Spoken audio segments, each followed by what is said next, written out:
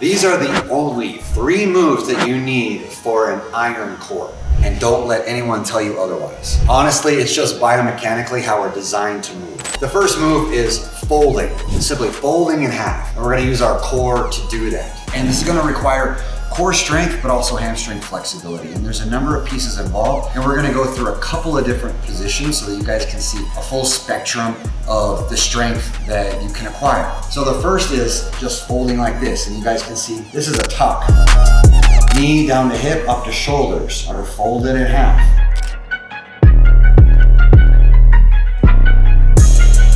And don't mistake videos for instruction. Get into good coaching and good community so that you don't get hurt, stuck, or frustrated. And then pike, we can hold the legs like this, but again, it's just folded in half. Yeah. Okay, we can do straddled like this as well. And so those are the sitting positions where we're folding and utilizing the core.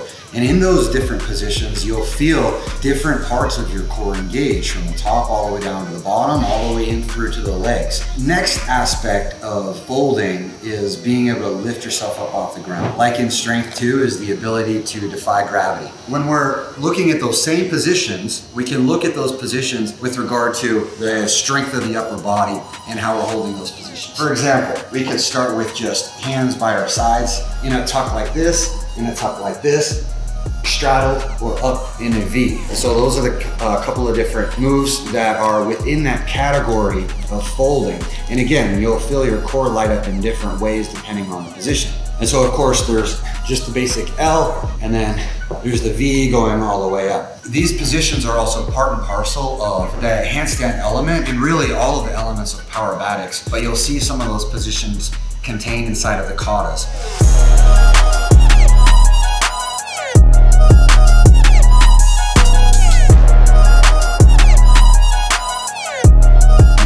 To develop cardio, as well as mobility, flexibility, coordination, which is an element that's often ignored in general fitness. And then that strength can build up to other skills like flares, where we're going through that folding position. And again, like I always say in my videos, all of this strength is a fortification of your body for the rest of life. But you're gonna have to decide on what part of that spectrum you want to get to, right? Because there's a whole spectrum from just the core strength of being able to do this all the way up to the V stand and the flare.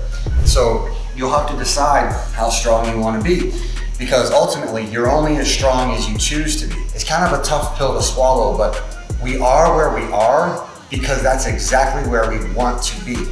And so sometimes we have to change our desires and change our mindset in order to progress through to those higher levels of strength, not only physically, but also mentally.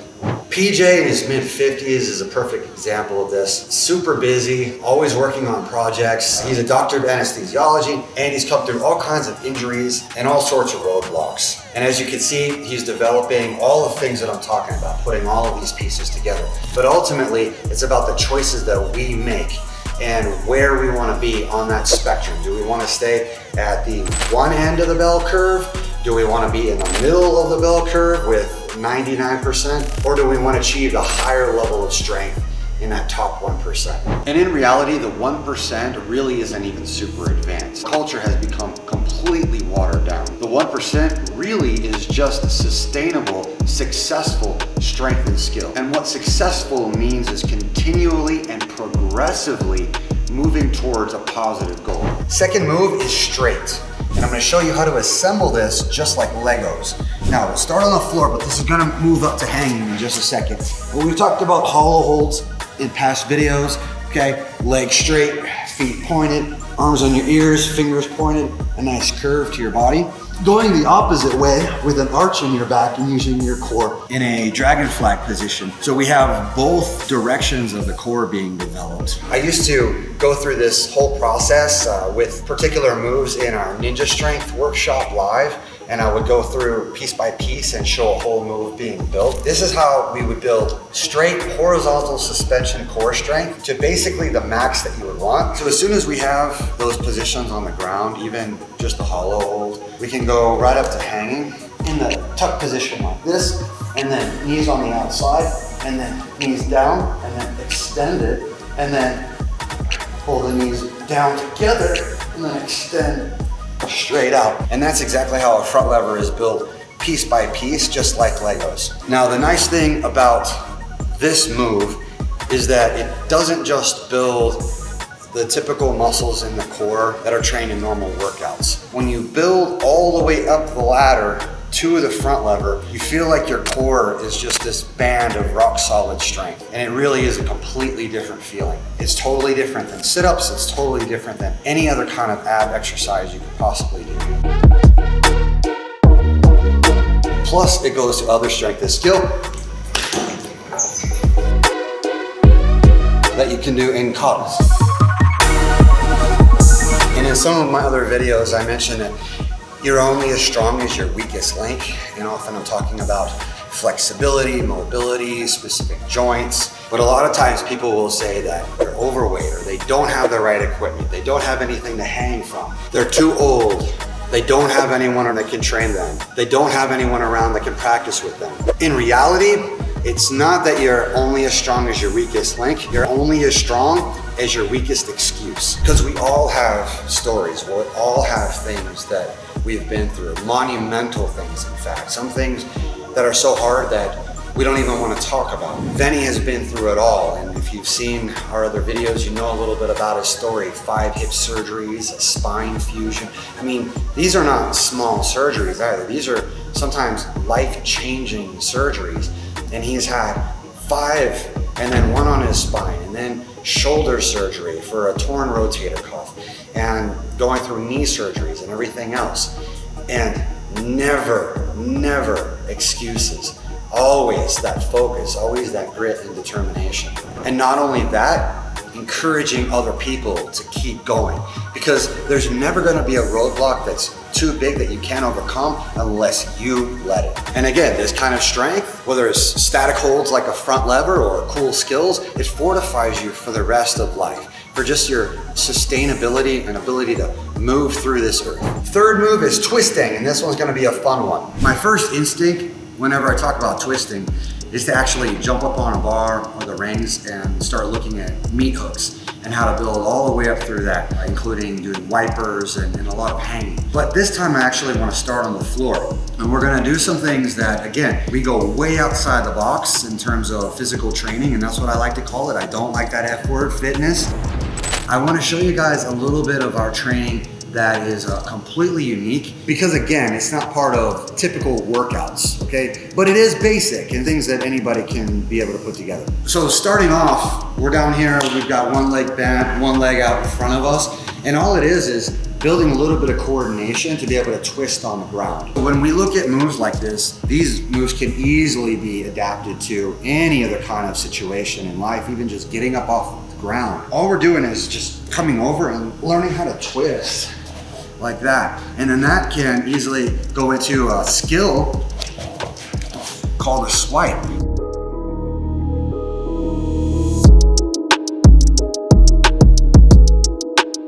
That we embed into things like dyna combos, all the way up to katas and Powerbatics. And then those scale up from level 1 to level 10.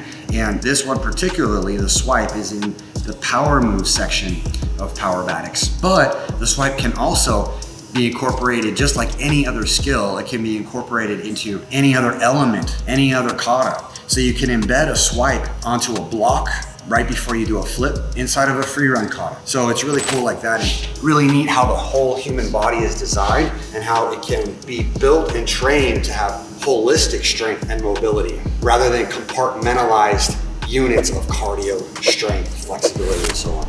And then another way that we could build strength through our core and twisting is aerially. So we're on the floor, we do a little turn, then it turns into a swipe, and then we could just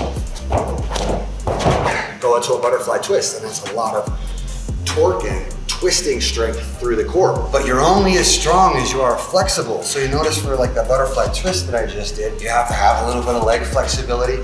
You have to have hamstring flexibility so that whenever you land on one leg and it's straight, it's not pulling that. And it's about how flexible you are mentally in terms of being able to get outside of your comfort zone, break outside of the box, Don't listen to the naysayers. Don't listen to the people that say that you can't do that or you shouldn't do that or whatever the case may be, because 99.9% of the time, they're just projecting. But I guarantee you that if you keep these things in mind, you'll go to a whole different level in terms of strength and skill and quality of life. When I was a youth pastor, took this team to play flag football, and one of the guys on the opposite team was running down. I was guarding him, running towards him, and then he jumped up, caught this pass, landed, and I was headed right to him. He juked that direction and then cut back the opposite direction. And so I ended up in this position where I had my right leg in front of me and he was cutting this way. And so I pushed off and dove for him like that. And it put me right into a butterfly twist where I grabbed the flag, and I didn't land on my feet, I landed on my knee, but it felt natural to me. It wasn't like, whoa, what's going on? Or there was no fear of being in the air twisting like that. It was like just part of normal movement. And then I did just want to go ahead and show you guys the wipers and the meat hook for the core twisting strength development.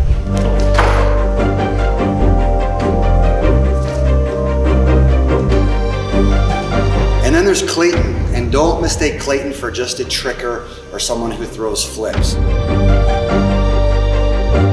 Clayton actually is able to do all of those flips as a byproduct of building all of these things that we've talked about here. He's put in the time to build his flexibility. 1, 3, 5 minute long holds on training those positions, as well as building the core strength. He's no stranger to the strength work. So that includes the meat hooks, the front levers, the V stands, everything that you've seen me talk about in this video. He also has those really cool skills. And then as far as the butterfly twist goes and that twisting ability, I always say that this applies to all areas of life, even just getting up off of the ground without pulling something. That's why I advocate all the time for training like this in a holistic fashion, especially whenever you can go systematically, move by move, level by level, kata by kata, up through something that's sequential, is massively beneficial for not only your strength, flexibility, mobility, and skill acquisition, but also just for quality of life, for the ability to move and navigate this terrain called Earth. But I'm sure at this point you've got a bunch of questions, so make sure to subscribe, opt in, and you'll be able to message my team any questions that you have. Plus, you'll get all kinds of cool, unique materials on the other side. See you in the next video and in training soon.